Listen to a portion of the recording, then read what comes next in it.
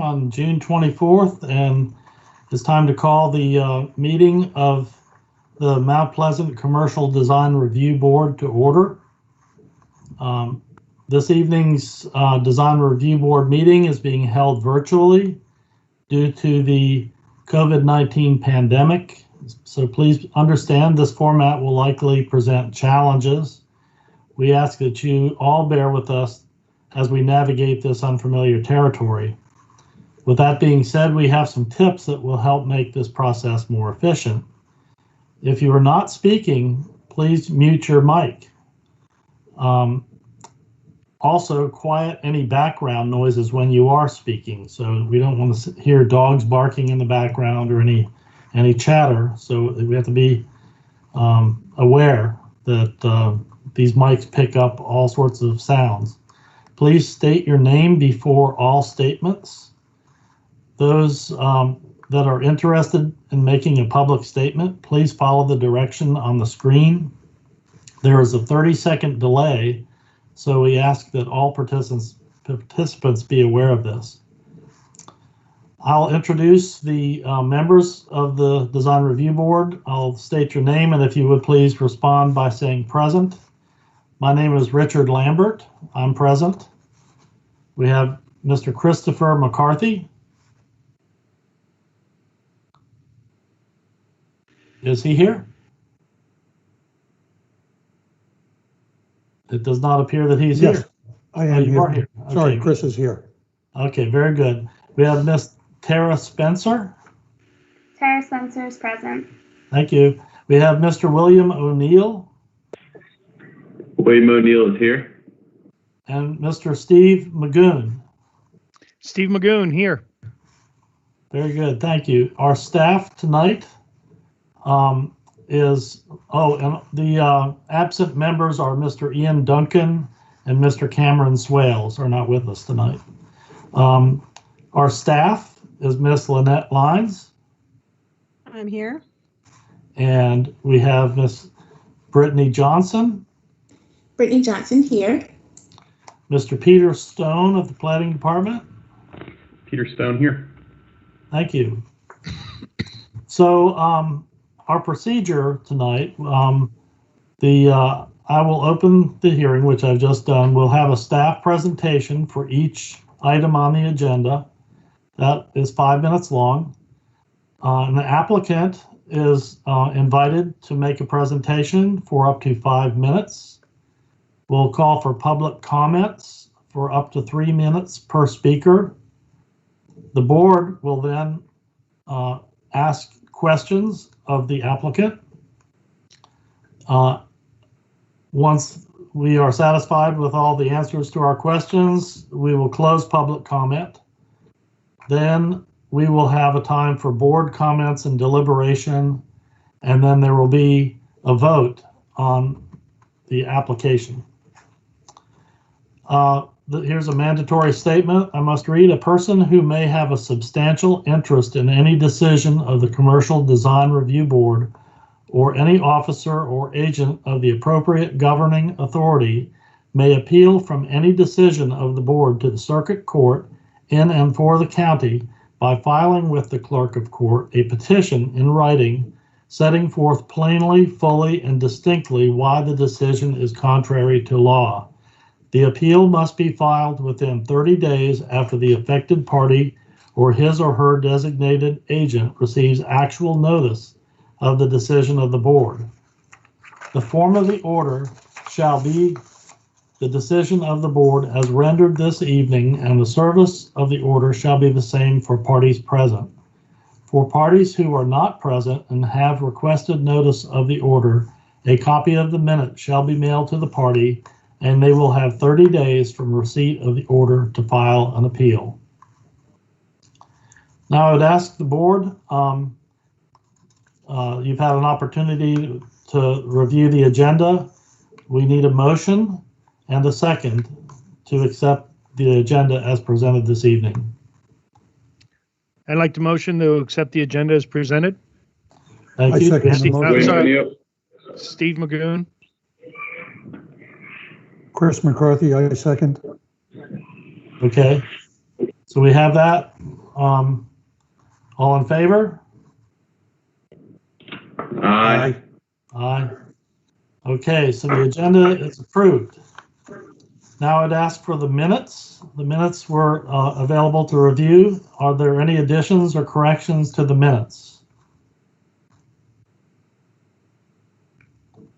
If not, I'd ask for a motion and a second. Please state your name before you make the motion. This is Tara Spencer. I motion to approve the minutes. Steve Magoon, second. Thank you. All in favor? Aye. Aye. Aye. Aye. Thank you.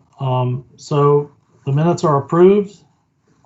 Now, at this point, we will ask for if there are any general public comments. This is an opportunity for any callers to make some general public comments. Please state your name and address prior to making your comments.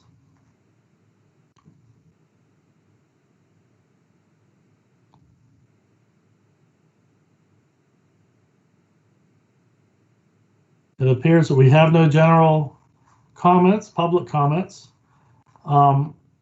Next, we will ask the staff to read any general correspondence.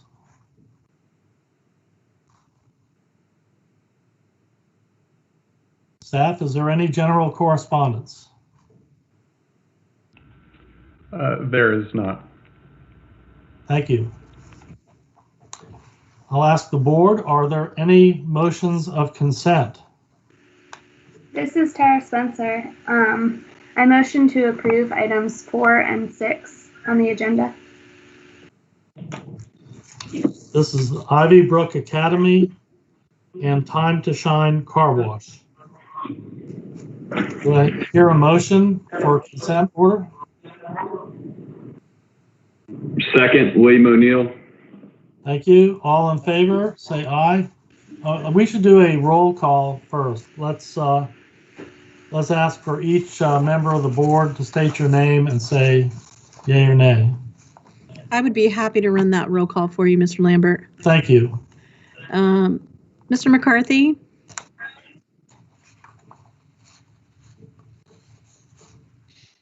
Mr. McCarthy, are you in favor of the motion for the consent motion for items 4 and 6? Yes. Thank you. Mr. Magoon? Steve Magoon in favor. Ms. Spencer? Yes, this is Tara Spencer. Mr. O'Neill? Yes, in favor. And Mr. Lambert? Yes, I approve. Thank you. All in favor. All right, thank you. Is there any old business?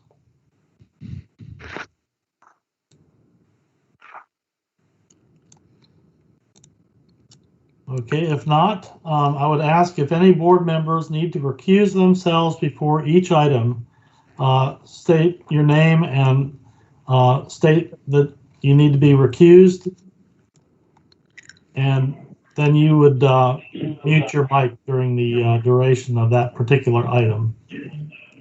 Yes, William O'Neill, I'm going to need to recuse from number 1, Harris-Teeter Fuel, number 2, Wingo Way Office, and number 5, 1081 Johnny Dodds.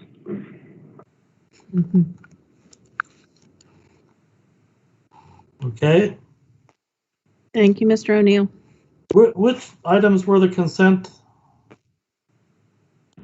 Items of consent were approved for items number 4 and items number 6. 4 and 6. Okay, so the first item on the agenda is Harris-Teeter Fuel. And Mr. O'Neill, you'll mute your mic and we'll proceed.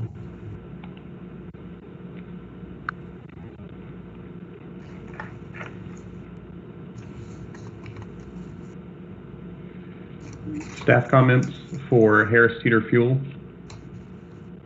site. The board will need to make a final determination on this development, providing a sidewalk connection to Highway 41 for future pedestrian connectivity and expansion of Highway 41.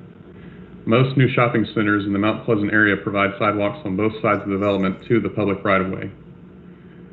Here is the Market at Oakland providing connection to Highway 17.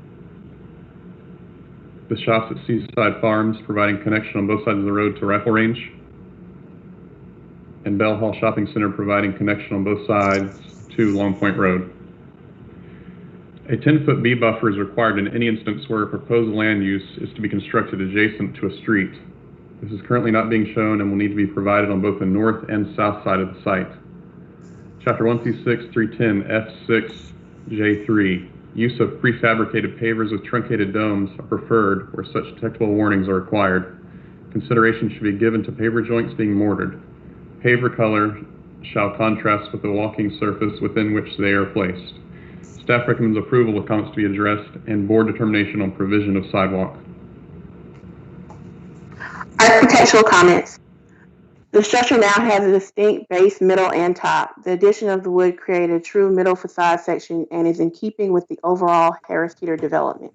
The brick base is also compliant with the ordinance. The meter must be painted to match the facade, and the drink dispensers are not permitted as shown. The architectural louvers help to break the facade. Staff recommends final approval with all comments to be addressed. Thank you. And now we'll have the applicant's presentation. You have up to 5 minutes. Please state your name and firm name. Hi, this is Maggie Jones at Kinley Horn. I think the only thing we want to discuss is the sidewalk. If you go to the site plan on C21, but Sorry, Maggie, let me reload it. yeah, no problem. But as he said, there is already an existing sidewalk across the internal driveway of the shopping center from Highway 41, connecting it to the grocery store and small shops. We are currently not proposing an additional sidewalk on our side because we provide the interconnectivity kind of at the four-way. Here.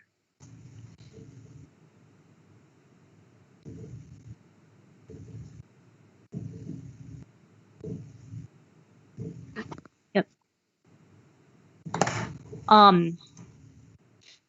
So on the plan left, north side, there's a sidewalk coming from 41 up the other side of the driveway. And then we've really proposed our interconnectivity to happen on the bottom left corner where the four-way intersection is happening and tying pedestrians in there. With this being a fuel center use, we don't anticipate heavy pedestrian traffic on this side of the development. And so if we add a sidewalk, we're simply shifting the site further plan right into that natural buffer. And the goal that we had discussed with the neighbors and community was to maintain that natural buffer as much as possible. So we would like the board to consider only providing one sidewalk on this shopping center development and then the pedestrian connectivity happening at this four-way intersection, and feel that that would still appropriately serve this development. Otherwise, the buffer comment and truncated domes, we'll work with Peter to make sure those are addressed according to staff's comments, and work with Brittany for anything else on the architectural as well.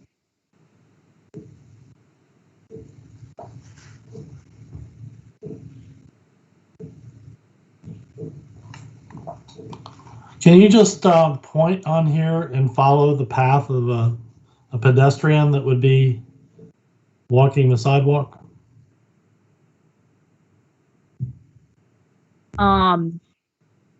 So 41 is up at the top of the page.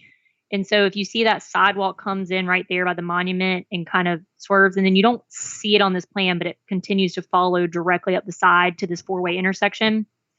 And then that's where we've provided the connectivity between our parking spaces and this four-way intersection to the small shops.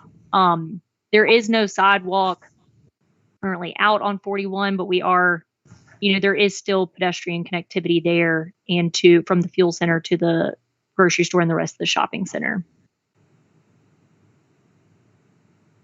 Thank you.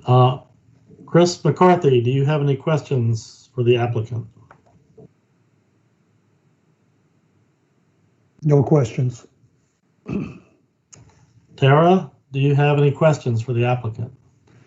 This is Tara Spencer. I do not have questions. Steve Magoon, do you have any questions? No questions. Thank you. So we will move on now to public comment. If there is anybody from the public who would like to comment, please state your name and address, and you have 3 minutes to comment.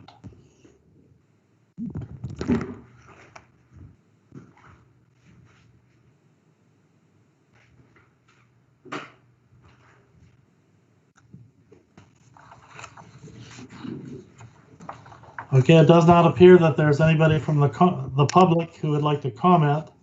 Mr. Lambert, Mr. Lambert, I'm sorry, we do have a couple that are waiting. I'm not sure if they are wanting to speak for this item or not. Oh, okay. Well, let's wait and see. Thanks, Lynette. I'll admit them.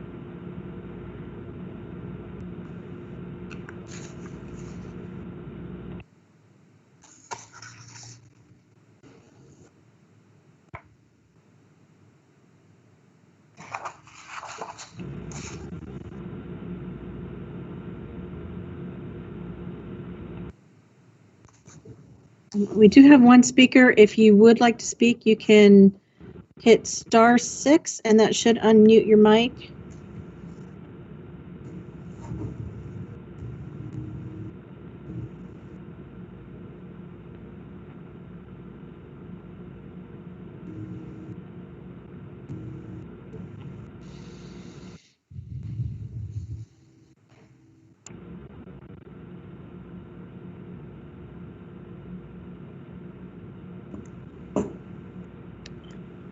Okay.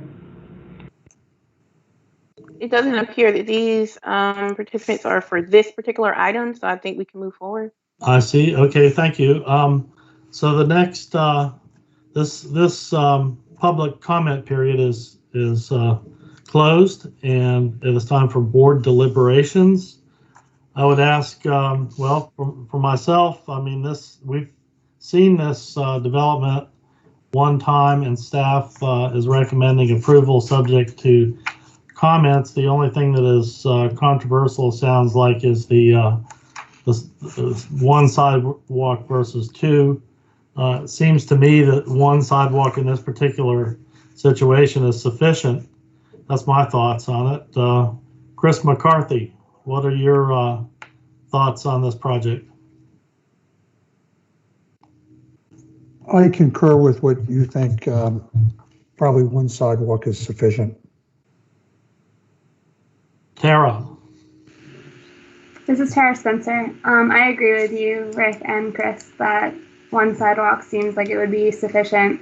As they explained, they don't expect a lot of pedestrian traffic around the gas station. So I think that one intersection where it crosses over would be fine. Okay, thank you. Steve Magoon. I agree with all of you. Very agreeable. Okay, it's I think at this point it's time for a motion and a second. Please state your name, the motion. This is Tara Spencer, and I motion for approval. This is Steve Magoon, and I second. Thank you. Can we have a roll call vote, please? Certainly. Brittany and Peter, would they need to include an amendment for the deletion of the sidewalk?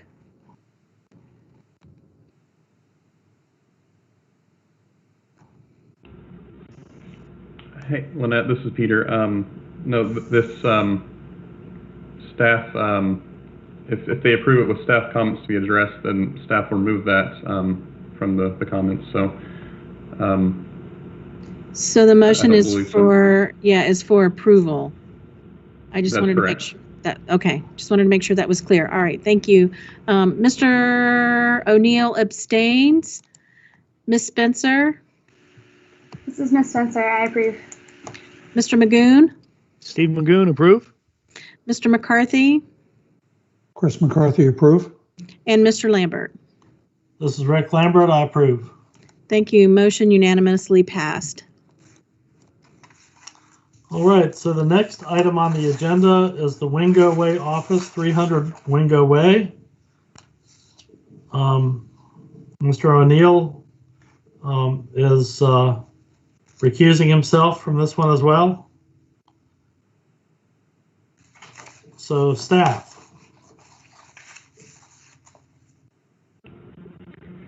Wingo Way office site comments. On June 5th and June 15th, staff requested that the applicant provide an exhibit showing the right angle connection to Grands Avenue. Staff is aware of the encumbrances placed upon this connection by SCDOT, but all options for interconnection need to be vetted in order to provide a solution. SCDOT would permit this right angle connection. It needs to be exhibited by the applicant. The Transportation Department and planning staff would like to work with the applicant to study this site and discern if it is a viable option. The required 8-foot sidewalk at the front of the property will need to be constructed as to not encroach into the footprint of the monument sign, providing 5 feet of clearance, and an 8-foot sidewalk will not be permitted. The 15, 20, 21-inch laurel oak located in the southwest side of the building is currently in fair condition with signs of decline. The boardwalk is permitted encroachment, but the artificial turf requires 3 inches of compacted base material as well as compaction to the root system, with a prepared subgrade below that. This, along with impacts of construction, would present insurmountable impacts to this tree. Alternative methods of construction should be proposed for this feature, or this feature should be eliminated. Staff recommends approval with the contingency that the proper exhibit be supplied to the design review team. Architectural comments. The applicant has met with staff. The overall massing has improved greatly. The massing was altered to create more hierarchy between architectural elements. The reduction in the height of the stair element on the south elevation has helped to create balance and restored hierarchy.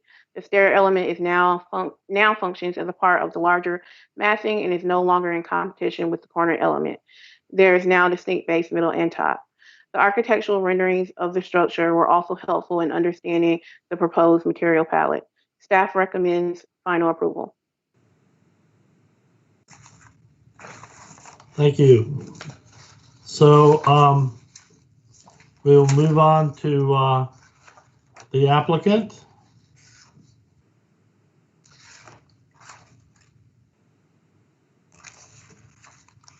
Is the applicant available to make a presentation?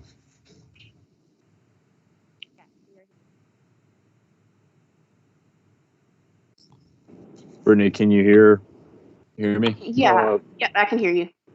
Okay, we got Wentz, who's the architect, Abigail Richardson, and myself from Stephen Whiteside. I think Abby, are you there?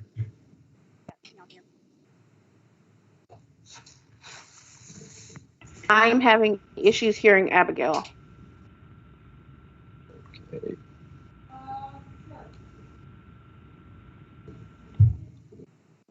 This is Wentz. Can you hear me? Yes. Okay, I'll just go ahead and maybe Abigail can chime in. This is Wentz Chesson, architect, integrated building design. Brittany or Peter, can you scroll down to the rendering? I think it might be a little better to look at. Yeah, there you go. And and there's the comparison between the two preliminary and final design. Wentz, could you mute your mic?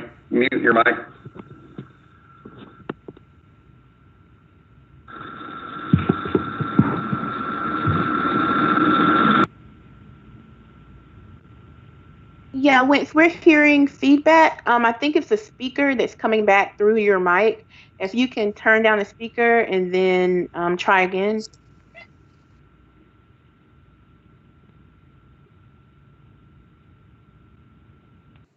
Okay, how about now?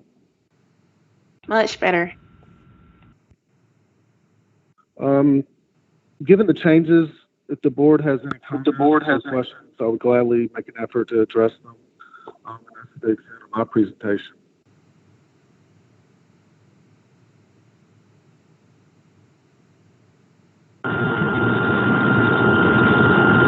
Okay, Brittany, this is Abigail. Can you hear me now?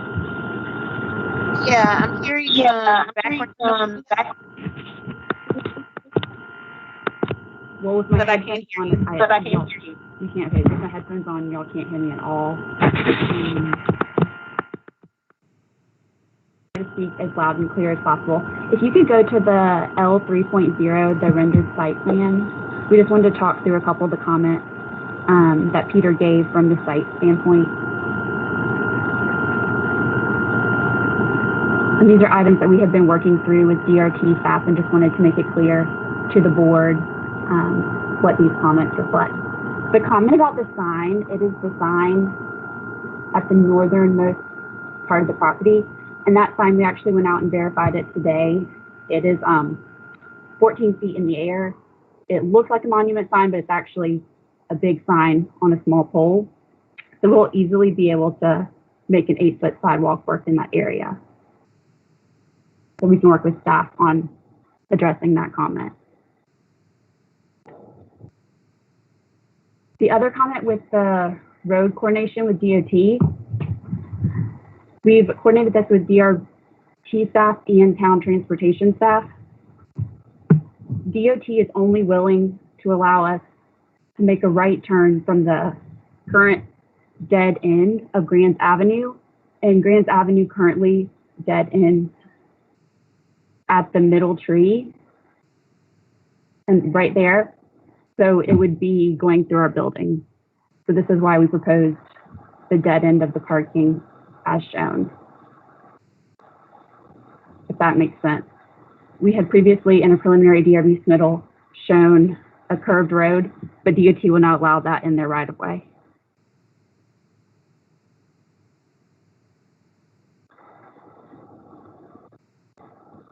We can work through any exhibits that staff needs to coordinate that comment.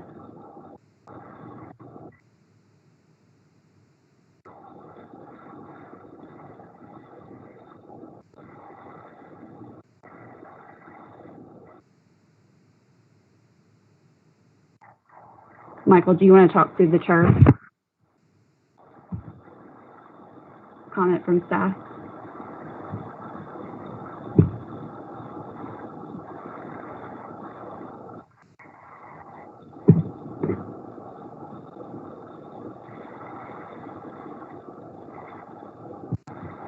Hello? Hello? Yes, we can hear you. Can y'all hear me? Yes. Okay, that was odd. I got like an echo effect back to me. All right. Appreciate. This is Michael Kane with Seaman Whiteside, 501 Wanda Park Boulevard. Appreciate staff's comments regarding the artificial turf. I did just have a few bullet points here I did want to mention, as this is for final DRB. The proposed artificial turf within the tree protection zone is a very similar application to what was completed out at Town Center. If y'all are familiar with that, we've shown some imagery of that in our DRB package, even at last month's preliminary DRB for y'all. That is on sheet L 3.2, Brittany, if you wanted to flip to that, or go to the perspective renderings sheet that we provided. Yeah, so we provided those same exact images that from Town Center. Similar, again, application. Feel that it's going to be a great gathering space for the proposed office building, and an opportunity to kind of engage with this existing feature out on the site. But I did want to mention that if there's any concern regarding the proposed artificial turf and the impacts, that we can have a certified arborist evaluate any impacts to the roots, provide treatment methods necessary to keep the tree in good health, and then as well as keep staff updated during the construction process. But we, again, feel that it's a feature to the site, would like to highlight it by doing something that's similar already in the town at Town Center, and we just ask for the board for the recommendation of approval. Thank you for your time.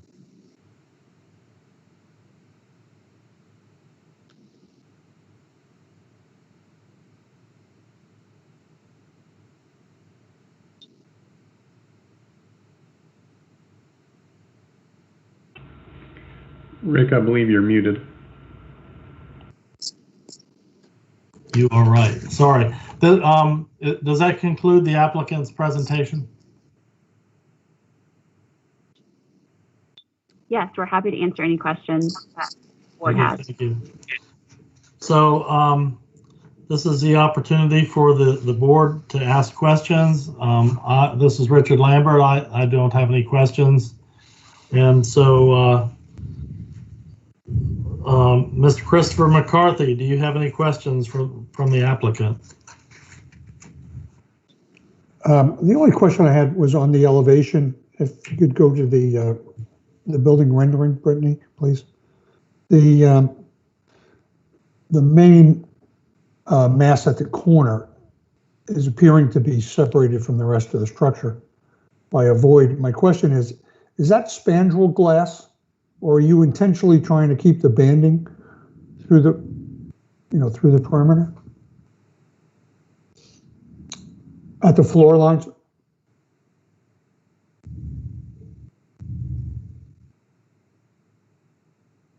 Wentz, are you there?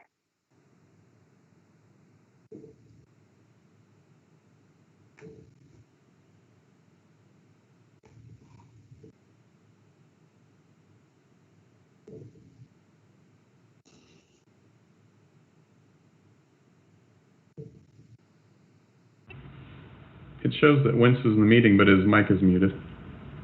Uh-oh. Okay.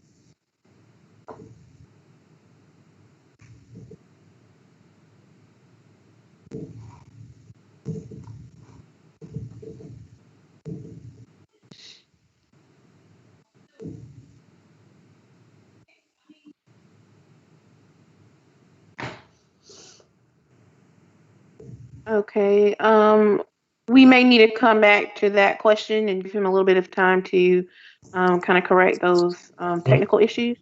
I think Tara's probably going to have some architectural questions as well, so True. I think we need to get his attention somehow. If Wentz is on the phone, he may need to hit *6.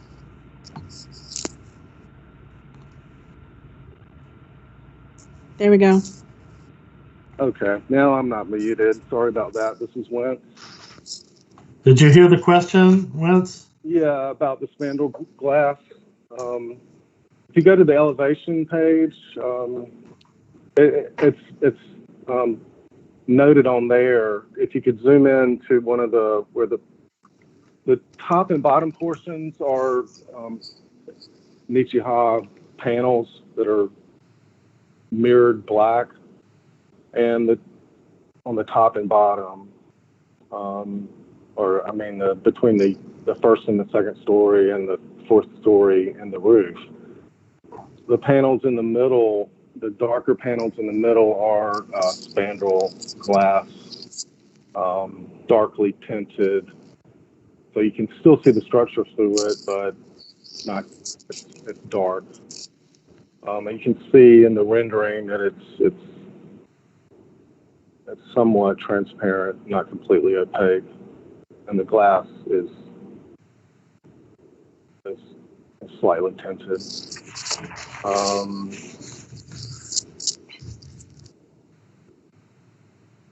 that answer the question?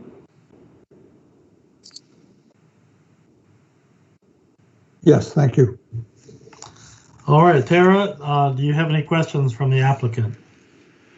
Hi, this is Tara Spencer. My question would be, what decision was made to put the Nichiha panels on that top and bottom portion and fill the middle in with spandrel instead of keeping them consistent or the same material? Right. And if you plan on matching the colors so that they don't look different, if that's the direction you're going.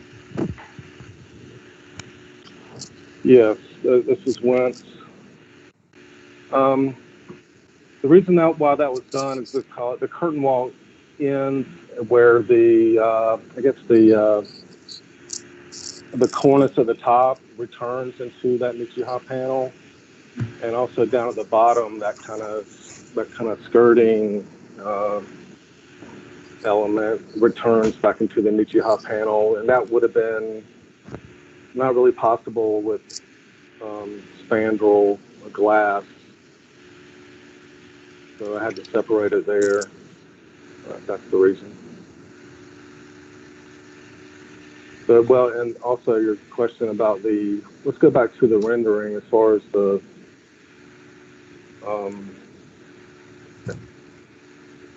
materials looking the same. They are different materials, but they both have a mirrored finish. The Nichiha panel is it's a gloss finish, similar to glass. I have samples. It's a mirrored finish. But I have chosen to make the spandrel panels and the curtain wall at the floor levels 2 and 3, or I'm sorry, the 3rd and 4th floor to be somewhat transparent, and it is glass, so like in the rendering, it will be reflective, similar to the Nichiha panels on the top and bottom. Okay. That was the intent there. I did want to have the curtain wall all the way up and all the way down, but the buildability of that had some problems. Thank you. Okay. Thank you. All right. William has recused. So, Steve Magoon, do you have any questions? Steve Magoon, no questions. All right. So it is time for, let's see, the public. Is there anybody from the public who would like to comment on the project?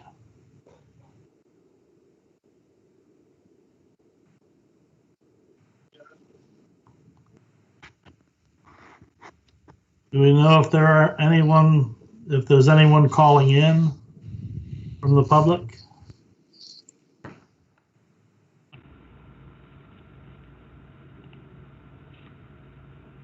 There is not at this time. If not, we'll close the public portion of the meeting and go to board deliberation. So with that, I will again go through the various board members. Myself, I don't see a problem with it personally. So I think the building looks nice and site is laid out nicely. So with that, I'll go on to Chris McCarthy. Do you have any comments? I have one architectural comment. The corner element in the perspective, it appears to, it looks as though it's a 4-sided element, but it only returns back maybe 3 or 4 feet. I would say if they could return that back so the line of sight shows that short side of the cube as being deeper on the roof. Yes, up there. Right. So that should return back further, I think. So it looks like a true 4-sided element that it's starting to be.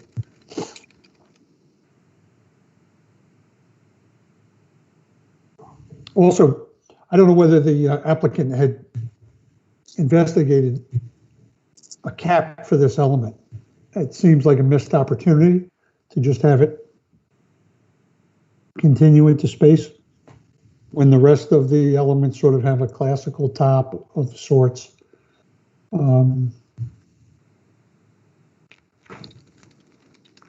Whether it's an entablature or a projecting roof structure or something like that.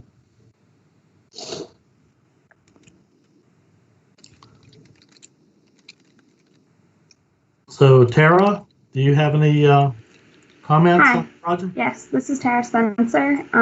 So my comments for this, I agree with Chris's comments about extending that corner element, the top of it back to make it seem like more of a 4-sided element instead of stopping short, as you can see in the perspectives.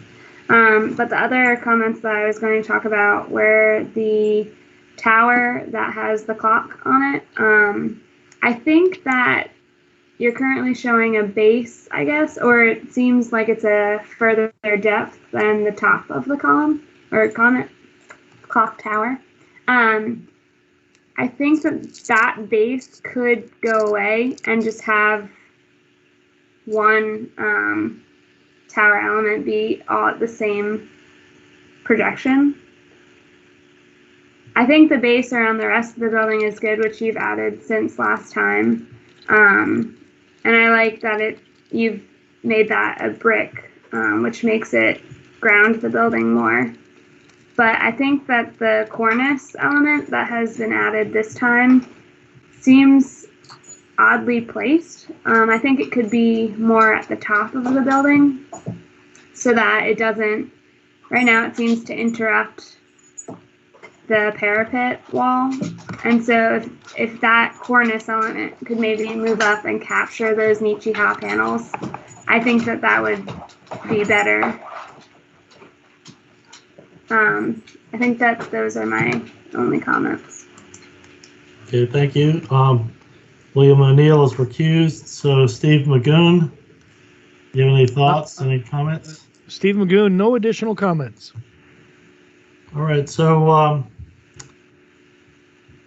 we need to make a motion on what to do. It sounds like to me that there are some architectural issues that we're not satisfied with.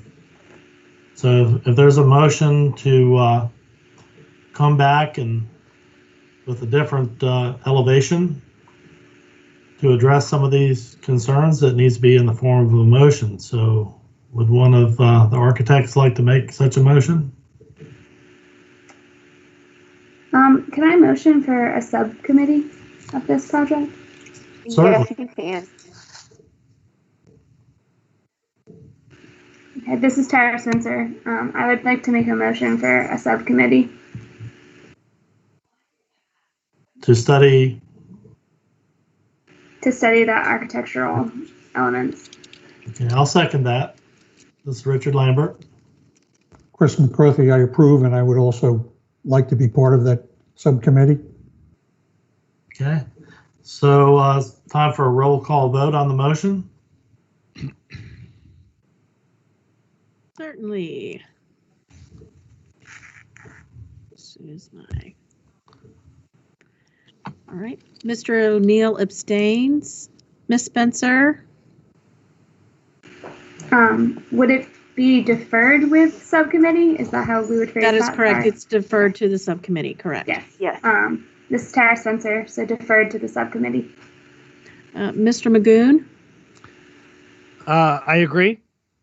Mr. McCarthy? Yes, I agree. Mr. Lambert? This is Rick Lambert. I approve of the motion. Okay, great. Motion is unanimously approved. Thank you. All right, the next item on the agenda is the 7-Eleven at Tupelo, 3930 Highway 17. So, staff, would you give your report? 7-Eleven Tupelo, site comments. Staff would like to commend the applicant for their willingness to collaborate with the subcommittee and incorporate their suggestions on architecture. Vantage points from residentially zoned properties should be confirmed not to negatively impact residentially zoned areas. The majority of vegetation in the 10-foot B buffer fronting Tupelo Forest is primarily deciduous and will only provide seasonal screenings.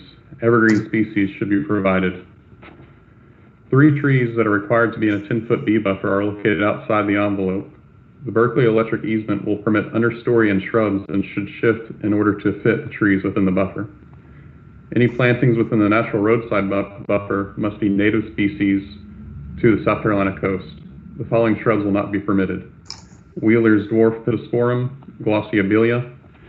The following shrubs will be permitted to be substituted: beautyberry, oakleaf hydrangea, Virginia sweet spire, wax myrtle, dwarf indigo bush. Staff recommends approval with comments needing to be addressed. Architectural comments. The applicant has met with staff and a subcommittee of the board. The applicant was very willing to incorporate all suggestions. Staff is appreciative of the positive dialogue. The overall form is consistent with the town's architectural review guidelines. Furthermore, the use of horizontal siding, vertical board and batten, brick, and a metal roof, the design is consistent with the rural commercial setting. The roof form is also compliant with the ordinance. Roof forms, including gasoline canopies and all other structures, shall be gable or hip designs. Staff recommends final approval. Thank you. We'll now ask the applicant to make their presentation. Good evening. Can you hear me? Yes. Yep. Great. Hey, everybody. This is Pat Padronis again with Encore. I wanted to thank staff and the subcommittee again for meeting with us to work through a lot of these comments and questions. I think it was very productive. We do agree with staff's recommendations, and we, if approved tonight, we would implement the comments that were proposed to the landscaping. Just to briefly touch on some of the items that have been corrected that came up, both from staff, the subcommittee, and some residents that voiced concerns with items that we could address on most particularly the buffer and the 10-foot landscape buffer on Tupelo Forest that was overlapping we now have kind of squished the side in a little bit, and we are providing a 10-foot buffer outside of that 15-foot easement. So in effect, we're getting an entire 25-foot buffer along all of Tupelo Forest. We've increased the landscaping along the residential Tupelo Forest, and we've also incorporated a decorative fence, white kind of X-bracing fence that you would see it more at the intersection of Tupelo and 17. We've also included the landscape tree bollard islands at the end of each fuel position that was requested by staff. And we've removed all utilities from the buffer areas as well, except for any moving on to the building, there was some pretty significant improvements to kind of bring this more consistent with the low country vernacular. The big change you'll notice is we got rid of the flat roof, and we went more with the gable style with the metal standing seam roof. We removed any stone that was originally shown. Now we just have the brick, the lap siding, and the batten board. We've also incorporated some cedar trim and post and beam and bracketing as well. Personally, I'd say it's one of the best looking 7-Elevens I've ever been a part of. But that's pretty much encompasses, I think, the major changes have been made. So I'm here to answer any questions that you all might have. Thank you. All right, we'll open the floor to public comments. If there is somebody from the public that would like to speak, please state your name and address, and you have up to 3 minutes to speak per person. Hello, this is Teresa Rowland from 2023 Welsh Pony Drive.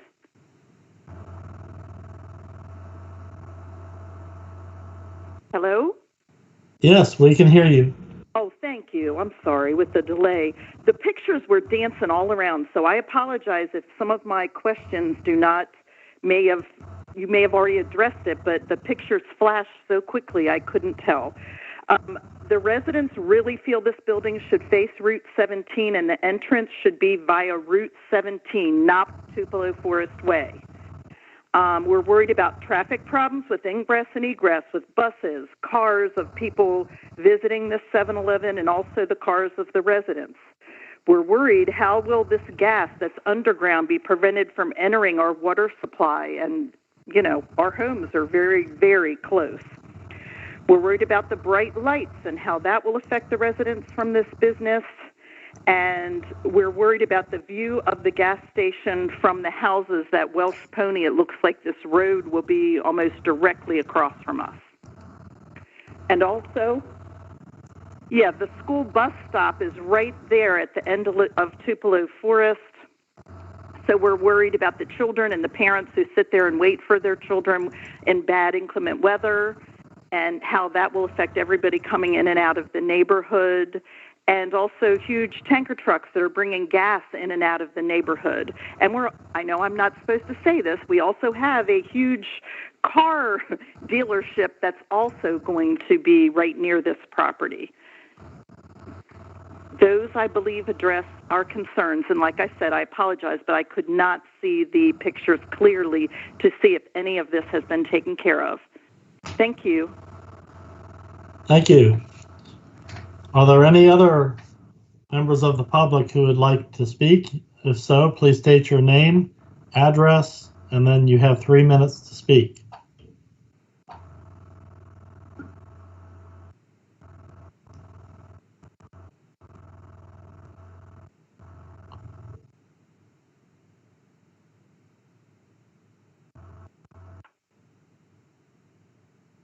This is John Nunes at 1011 Banker Court.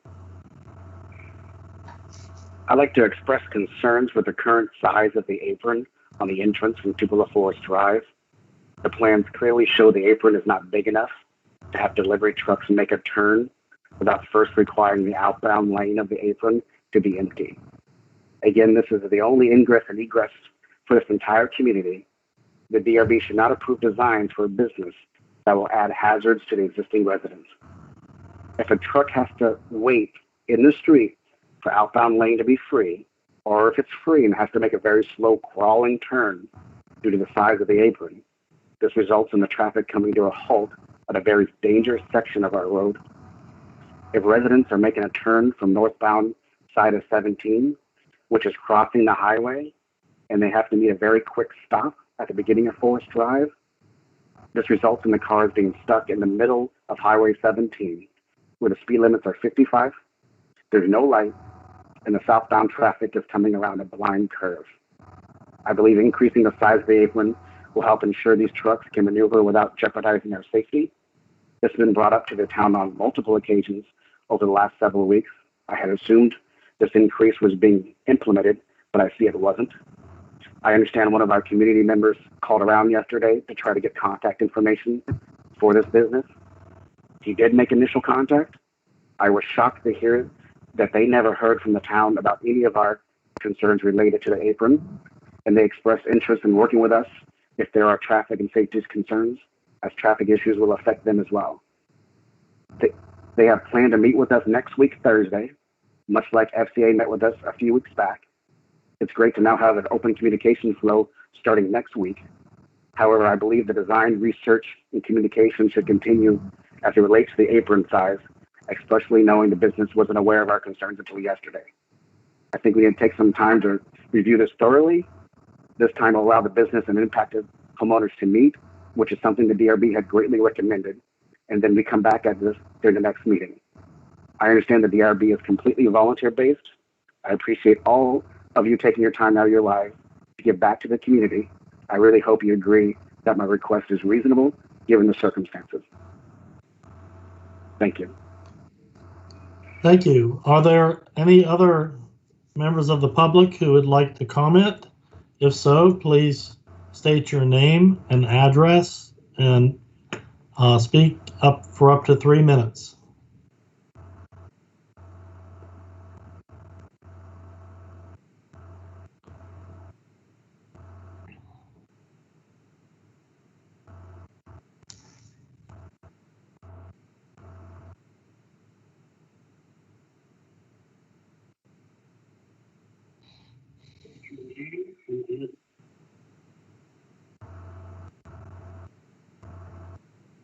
Christina Giacchetto.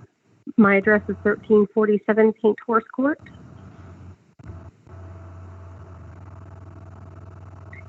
I'm sorry, can you give your name again? Christina Giacchetto, and I can spell that if necessary. That's okay, thank you. All right. I had just wanted to add to other neighbors who have inputted on this issue. We are not opposed to commercial development. We understand that it's coming to our area, it's coming to everywhere, and we are actually quite excited to have different levels of commercial. The gas station is a bit concerning due to the safety issues that are being brought into our community by virtue of this commercial development. I think the biggest safety issue is that road, as we had talked about, with the ingress and egress only being on Tupelo Forest Drive, or mainly.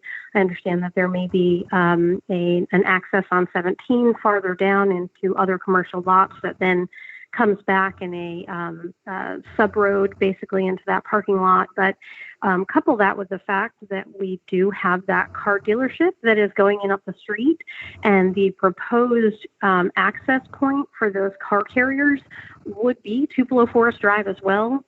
We now have a number of cars coming in for the car dealership on top of commercial traffic for parts being delivered in the dealership, as a large portion of their business is a repair area as well as new car sales. So we have a tremendous number of commercial vehicles that will be using Tupelo Forest Drive, as well as a residential community of 300 homes, and those safety features that safety issues that we had discussed. Just that volume of traffic coming in, the way that our road is situated, it's a little more difficult to see from plans and drawings as to actually come out and see the road itself. It is a very curvy road. The point on 17 where we are comes around a pretty dangerous curve. We as residents ourselves have an issue getting out now currently with people coming down 17 south because that road is a 55 mile per hour speed limit. And so people typically do 65, and there are a lot of 18-wheelers. So, you just put all of these factors together, and it is a true safety concern for the residents of Tupelo to have these commercial spaces in front of us that could bring in this volume and only have this ingress and egress mainly on our road happening. So that's all I wanted to add to that. Thank you. Thank you. We'll entertain any other members of the public who would like to speak. If you'd like to, state your name and address, and we'll give you 3 minutes to speak.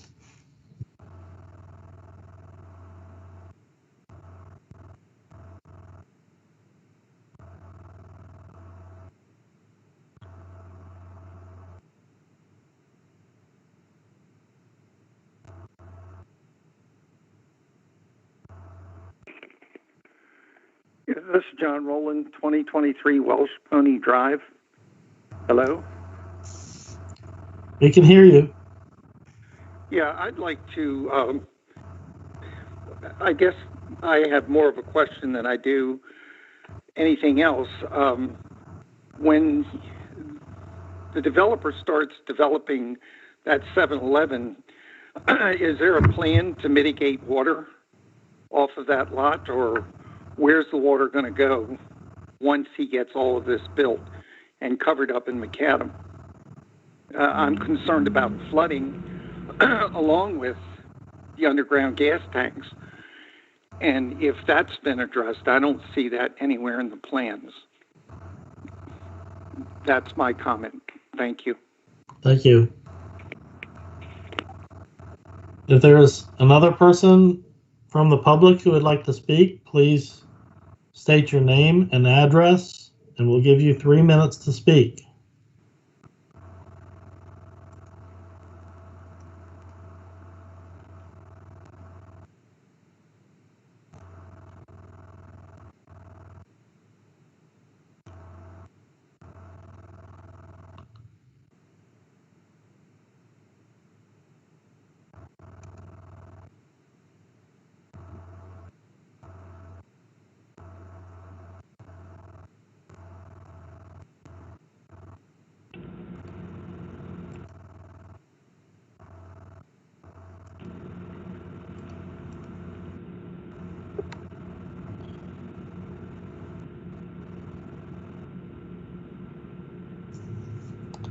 All right, we've given. Yeah.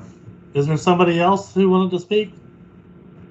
Sorry, Rick, this is Peter. Just saying that I don't have anyone else queued up to speak on public comment. Yeah, I let a minute of dead air time go, so I think it's time to move on to the next phase. If the public comment period is closed, so we'll ask the board to ask any questions of the applicant. So some of these public comments, this is my question, this is Richard Lambert. Some of the public comments asked about the size of the apron, the turning radius, stormwater, water contamination or from the from fuel. I think I know the answer to some of them, but I would like to hear from the applicant. How would you address some of these public comments? Yes, can you hear me? Yes. Great. Sorry to keep checking. Regarding stormwater, this site has already been master planned. There's a stormwater pond on the opposite end of Tupelo Forest Drive that pipes to this site and accounts for the volume in this site. So stormwater has been addressed, and all those calculations have been submitted to staff. Regarding the tanks, I believe I spoke on these, the safety and security of these tanks. These are not the tanks of 30, 40 years ago. I'd be happy to submit to the residents or to the town literature on the response time if a leak was ever recorded on these tanks. But these are double-walled fiberglass tanks, very safe, very secure. Again, and we have tons of literature that we'd be happy to share if needed. Regarding traffic, there was a lot of comments about the primary entrance on Tupelo. I think it needs to be clear that the primary entrance is on US Highway 17. The traffic study illustrated that. That's where a majority of the trips will be coming and exiting from the site. We do show a truck turning radius coming through Tupelo Forest to show that a truck could loop the site. Not to say that a truck couldn't exit and enter US Highway 17 as well, but the way we showed the path as it enters through Tupelo Forest, it exits through Highway 17. I did hear one comment about widening that apron on Tupelo Forest. That would be something we certainly could easily adjust on the site plan if staff would support that.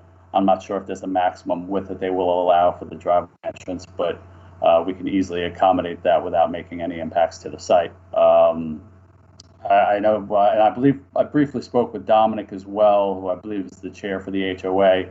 And he mentioned that we were going to meet with them next week. He seemed appreciative of what we've done on our site and felt like we addressed what could be done on our site. But he expressed a lot of the off-site concerns, which is traffic between us and the future developments that could happen up and down Highway 17. They would love to see a signal as a retailer. A signal would be very beneficial to us. But obviously that's up to town's engineer for review on analysis. Which I'd be surprised if it would be supportive at this time. But I will mention that part of this development, we will be required before any permits are issued. We have to pay over $500,000 in transportation impact fees, which would more than substantially cover the cost of a signal should the town decide now or in the future to go that route. So hopefully we can contribute to that in the future. Thank you. I'll ask Mr. Christopher McCarthy if you have any questions from the applicant.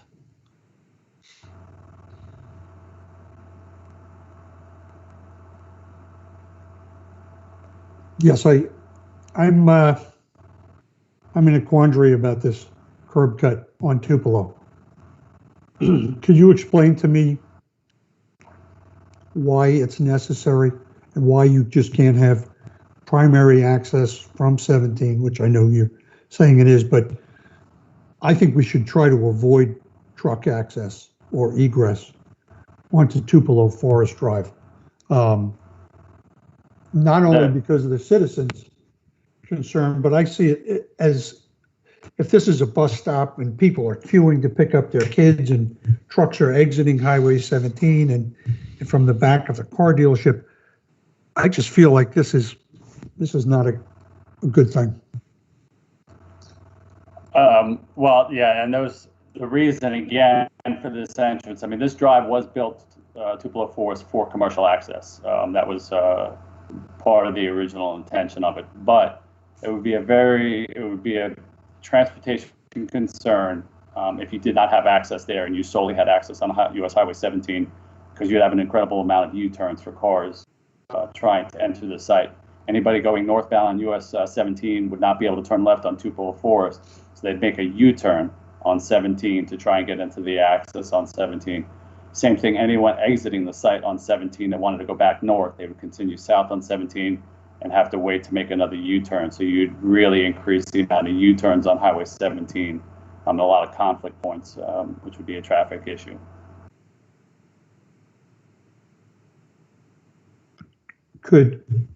Another question, could the curb could the curb cut onto Tupelo be down where the dumpster is and be for car use only? I believe the intent was to line it up with the proposed future connection for the car dealership on the adjacent side of Tupelo Forest. Again, you don't want to have driveways misaligned because that again creates conflict points of traffic turning. You like to have them line up.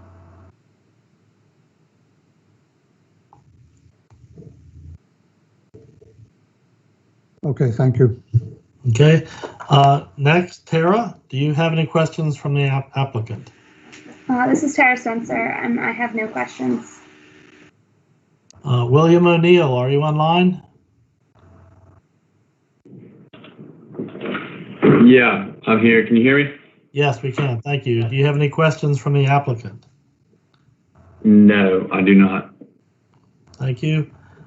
Steve Magoon, do you have any questions? Yeah, I only have a couple of questions. One of them is this the first time that you guys, next week's meeting, I guess, with the HOA, is that the first time you've been able to reach out to the residents that you'll be affecting as well in this? Because that would be the first face-to-face meeting. Yes, we've had phone conversations. Phone conversations and gotten together. Have you gotten together at all? And the previous hearing as well. Okay. Have you gotten together with the proposed car dealership guys to try to organize some of this traffic as well?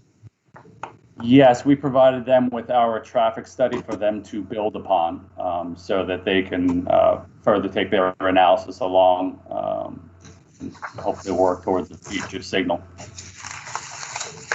Okay, and there is no signal at that intersection right now, is that correct? Correct. And right now there is no idea of getting a signal there or anything in the works for the town, do you know? Not from our end. I mean, personally, just looking at the intersection, I mean, until some more development happens, I'd be surprised if at this time it would be warranted. But once that car dealership comes in and this development, maybe it would be warranted. But again, I can't speak for the town if they're pursuing that or not. Okay, I can't get behind this project at all. I think the traffic is a huge issue. I mean, you ask yourself, Patrick, if would you live on Welsh Pony Way? If you knew this thing was coming in, and I can't say that I would. But so I don't think enough has been done on traffic. I don't think enough has been done on routing through this area. Personally, I don't believe the curb cut is wide enough for a truck without blocking into another road, another lane. And it just doesn't seem like you're working hard enough on that side of it, to me. Building looks great, though. Hello, this is Brittany Johnson from staff. I just want to kind of step in here for a second. The transportation department for the town has been working closely with the applicant as well as the applicant for the adjacent development as well. At this point, a traffic impact assessment, we have not tripped the contingency that is in place to bring that into consideration.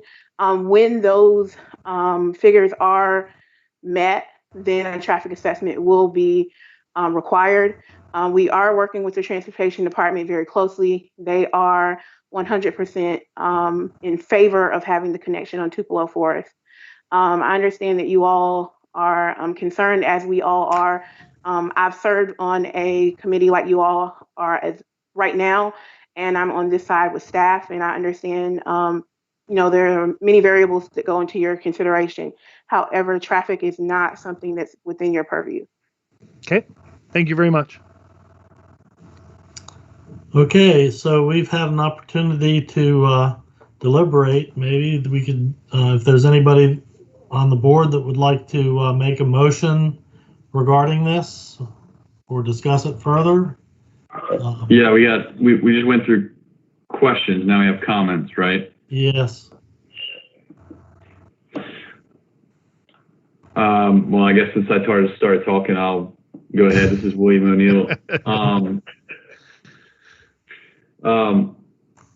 Steve, I understand your concerns, and I think Brittany did her best to articulate that that's kind of outside of our purview, but I would like it stated in the record that there are two developments, and I understand it's 40,000 square feet and 75 peak hour trips. It's an and not an or, but the combination of the two hits the trigger, and I realize they're two separate parcels and two separate developers, but I do think common sense should prevail here, and that I do appreciate the applicant reaching out to the neighbor about integrating their traffic report with the neighbor. So I do appreciate that olive branch. I do think that we should think of this in as a whole picture versus individually from a traffic standpoint, and I would encourage the town staff to do the same. As it relates to architecture, I just want to commend the applicant as well as the board members who met as a committee. I think it's come a long way. My only comment on the building itself was the side that faces the neighborhood. Didn't know if we could have any awnings or any window covers or, some of the elements that are on the 17 side versus kind of a flat wall facing the neighborhood. So I would defer to the architects on the board to provide some input and color on that. It would be the left side of the elevation, seemed a little flat. But that would be my comment architecturally. Other than that, I'm very pleased with the direction that it has evolved with the vernacular, the low country vernacular. So I touched on traffic, I touched on the architecture. Other than that, obviously you were able to make the buffer work, which was good to see. So now I guess we have like 25 feet of separation.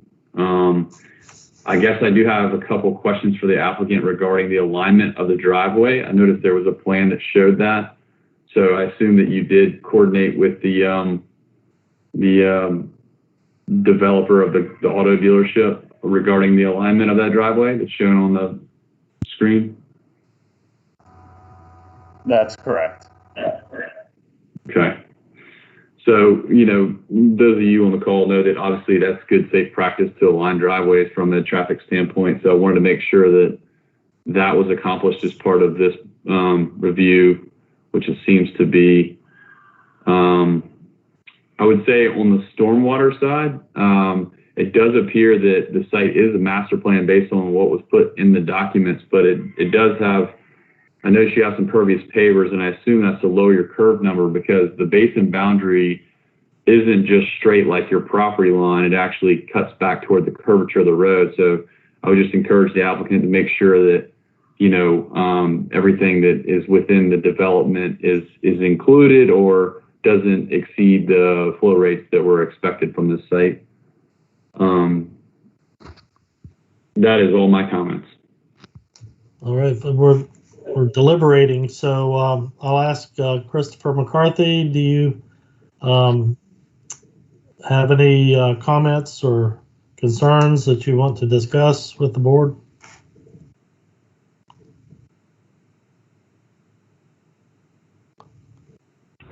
Sorry, Chris, I believe you're muted.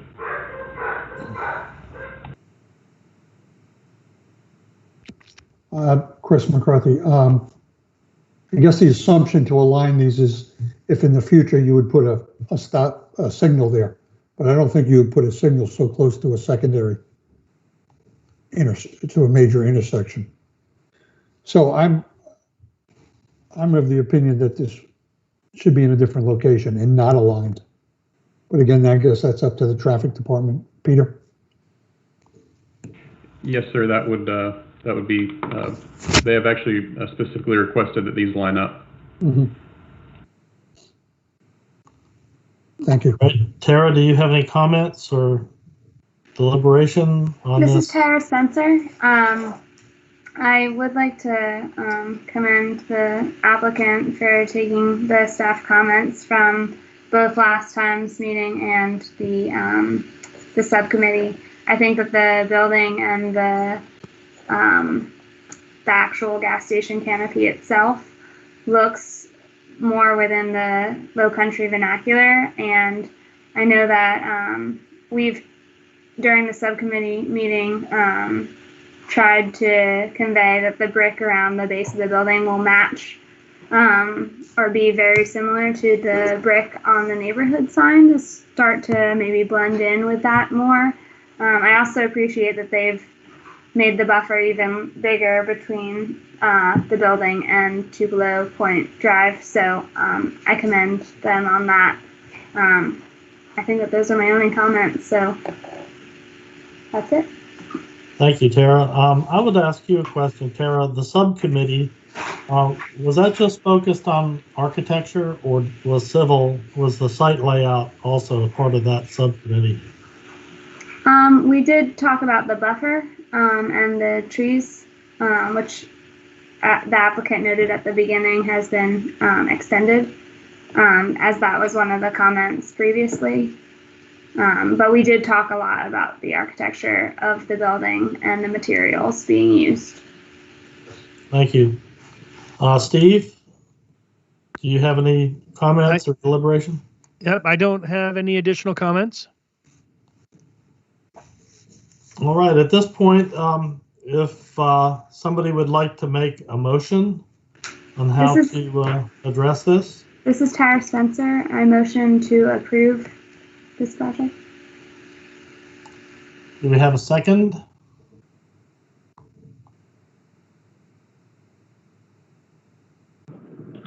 Stand by. I'm just trying to make sure there isn't any staff comments that need to be included in the motion.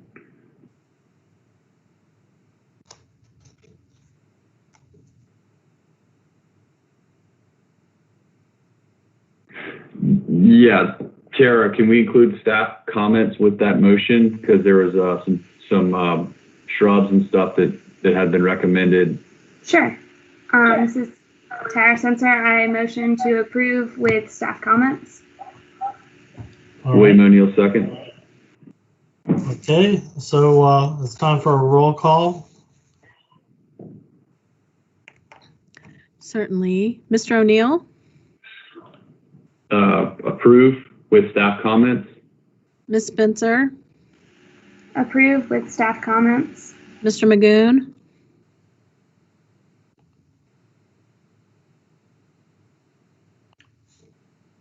Mr. Magoon?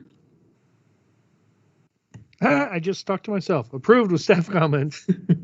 Thank you. Mr. McCarthy? Chris McCarthy, nay. And Mr. Lambert? Approved with staff comments. Motion passes 4-1. All right, so item number 4 on the agenda was approved by consent. So we'll move on to number 5 on the agenda, which is 1081 Johnny Dodd's office. So we'll begin with staff. 1081 Johnny Dodd's office, site comments. Correspondence from the zoning administrator, Kent Prowse, and the applicant regarding buffers on the site at 1081 Johnny Dodd's. Mr. Connell, after discussing the matter with the planning director and the legal counsel, we have decided that the best way to handle the situation is to return the matter to the board so that the matter can be settled on the record. It is the town's opinion that the buffer issue had already been settled by a previous zoning determination by the zoning administrator. This determination was not rendered in writing and was not conveyed to DRB staff prior to the meeting at which final approval was given. It is unfortunate that the board did not have this information, as I feel it would have clarified the situation, resulting in a different outcome. It should also be noted that the board had previously approved the site plan without the buffers under consent motion at the preliminary stage of approval. In light of the foregoing and consideration of legal advice received, with which I am in agreement, it has been decided to return the matter to the board for settlement on the record.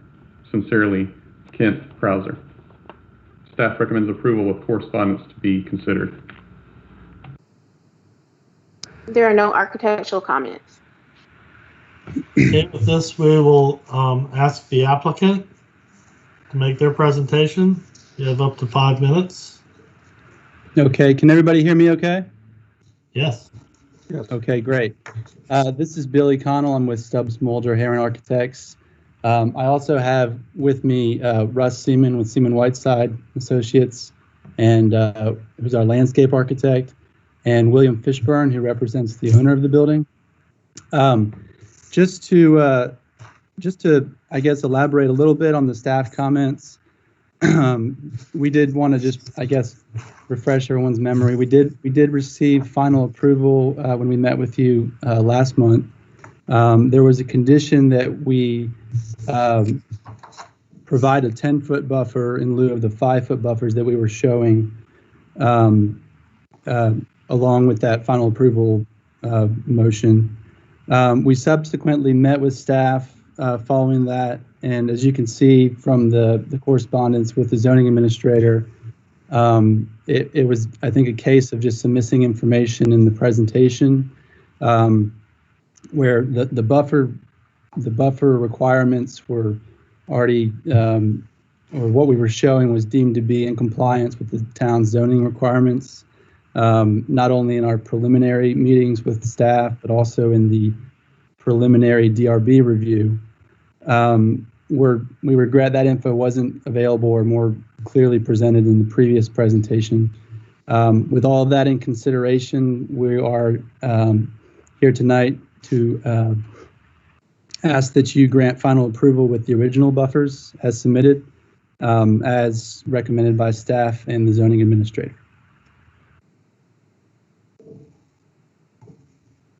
Thank you. That concludes your presentation? Yes, sir. If there's any questions, then we certainly can entertain those. Okay, thank you.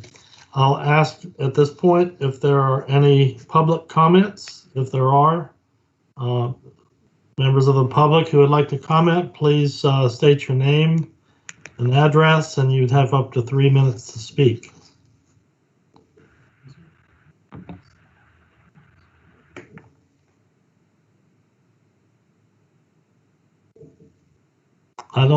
It doesn't appear that there are any public comments on this. So at this point, we'll ask the board if there's any questions for the applicant.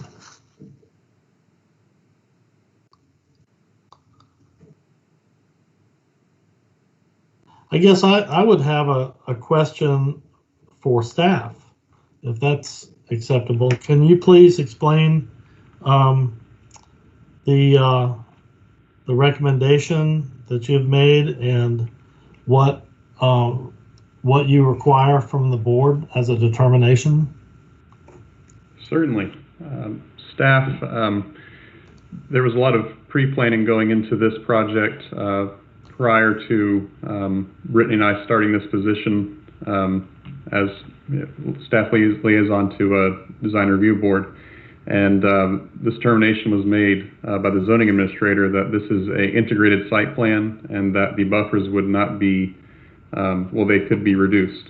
So this was a determination made last year, and it was, as the letter stated, it was not communicated as it should have been, but it's now a part of the record that the zoning administrator and staff agree that buffers should be reduced. Thank you.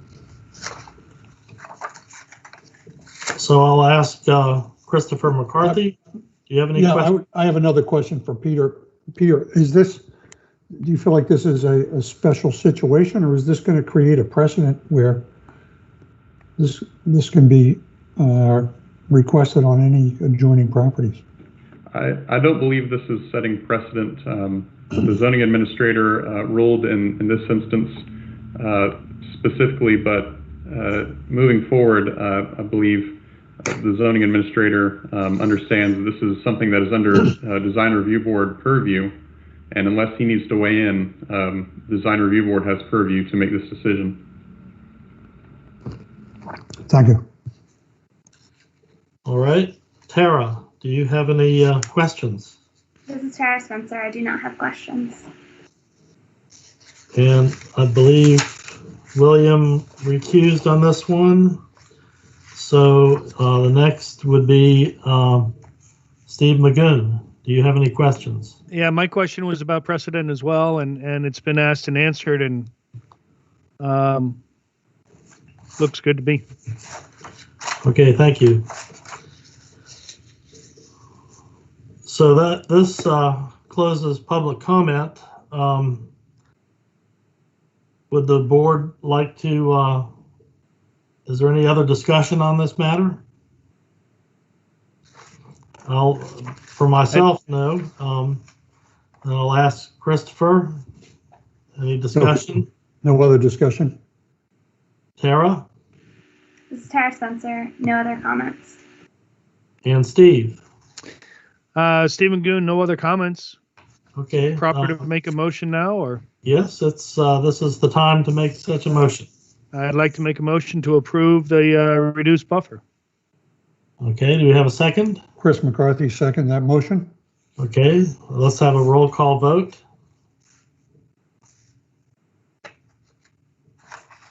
Thank you. Mr. O'Neill abstains. Ms. Spencer? This is Tara Spencer. I approve. Mr. Magoon? Steve Magoon, I approve. Mr. McCarthy? Chris McCarthy, I approve. Mr. Lambert? I approve. This is Rick Lambert. Motion unanimously passed. Very good.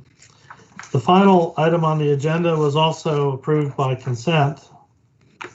So with that, I'd entertain a motion to adjourn the meeting. Steve Magoon, like to. William O'Neill, motion to adjourn meeting. Steve Magoon seconds that. William O'Neill. Okay, all in favor, say aye. Aye. Aye. Aye. Aye. Thank you, everybody. Good meeting. Well done, Rick. Thank you. It didn't last as long as the Good job, last. Rick. Thank God. So this. Better than last month. I kind of missed the marathon meetings. Yeah, really. Okay. Thank you all. Okay. Thank you, Brittany. Peter. Brittany, Yeah, thank you. thank you, Thank Peter. you. Yeah. Thank you, Peter. Thank you, All Brittany. right. Thank you. Bye. Bye.